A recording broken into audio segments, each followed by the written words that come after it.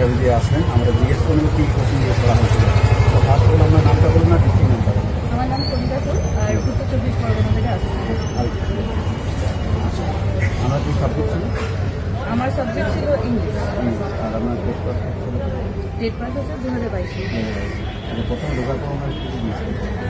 ওখানে ঢোকার পর হচ্ছে জিজ্ঞাসা করলো যে কোথা থেকে এসেছি, ইন্ট্রোডিউস ইউরসেলফ, পুরোটা জানার পরে তারপরে হচ্ছে বললো যে আপনি যদি হচ্ছে বাচ্চাদেরকে একসাথে মিলিয়ে মিশিয়ে শেখাতে চান তো কীরকমভাবে শেখান, বাচ্চাদেরকে আলাদা আলাদা করে শেখানো উচিত নাকি একসাথে গ্রুপ মিলে আলাদা আলাদা গ্রুপে দল ভাগ করে শেখানো যায়, সেটা কীভাবে যায় আমাদেরকে বলুন।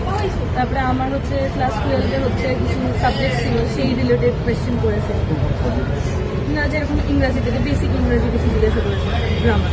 আর হচ্ছে তারপরে বললো যে আমার হচ্ছে ফ্যাশন স্টাডিজ ছিল 12-এ, তো আমি সিবিএসসি বোর্ডে, তো তখন বললো তাহলে ফ্যাশন স্টাডিজ যখন নিয়েছেন তাহলে হঠাৎ আপনি এই দিকে কেন, আপনি বাচ্চাদেরকে তাহলে ফ্যাশন স্টাডিজ নিয়ে কী শেখাবেন, কী শিখাবেন, এইসব সাধারণ সিচুয়েশন বেসড হচ্ছে কোয়েশ্চেন করলো। তারপরে ডেমো দিতে বললো, হচ্ছে ডেমো আমাকে দিতে বলেছে ম্যাথস নিয়ে, ওনারাই বলে দিয়েছে হ্যাঁ যে ক্লাস 12-এর একটা ম্যাথসের উপরে ডেমো দিন। তারপরে ওটা দিতে দিতে তারপরে অর্ধেক হয়ে গিয়ে তারপরে ওনারা বললেন যে আপনি নিজেকে প্রিপেয়ার করেছিলেন, তো আমি বললাম আমি ইংলিশের জন্যই প্রিপেয়ার করেছিলাম। তো তখন বললো যে তাহলে ইংরেজির উপরে আপনার যেটা মন পছন্দ আপনি একটা দিন, তারপর সেটা দিলাম। আমি আর্টিকেলসের উপরে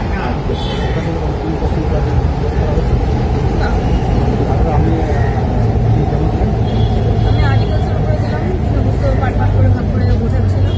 তো আমার ডেমোটা পুরো দেখেও নি, মানে এ আর অ্যান এর মাঝের পথেই আমি আর কি আমাকে থামিয়ে দিল, বুঝে যে ঠিক আছে হয়েছে। প্রথমে তাহলে কিছু ডেমো দিয়েছিলেন আমি ক্লাস 12 ম্যাথসে মাল্টিপলসের উপর।